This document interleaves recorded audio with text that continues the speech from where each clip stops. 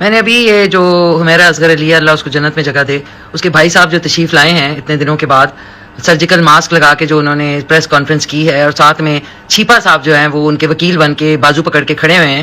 اپنے چھیپا صاحب پہلے اپنے جو ورکرز ہیں نا ان کو تھوڑی سی پروٹوکال سکھائیں کہ جو بھی کسی کی ڈیڈ باڈی ہوتی ہے نا اس کو اٹھانے سے پہلے اس کی تصویریں لے کے سوشل میڈیا پہ نہیں ڈالتے. آپ سب سے پہلے یہ کریں.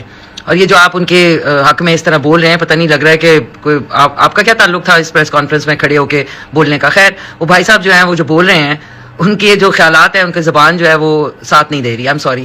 نہ کوئی ان کو افسوس ہے اپنی بہن کی ڈیتھ کا، نہ کچھ.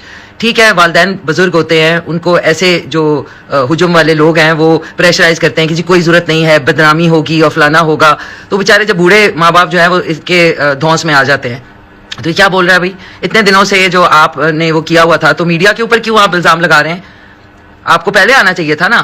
10 مہینے سے آپ کی بہن جو ہے اس کا پتہ نہیں تھا، آپ لوگوں کو جی فون کیا پتہ نہیں تھا وہ کہ تو کیا کراچی جو ہے کون سا ٹمبکٹو میں تھا کہ آپ آ کے پتہ نہیں کر سکتے تھے کسی کالیگ کو کسی جگہ پہ؟ کس کو فکر ہوتی ہے؟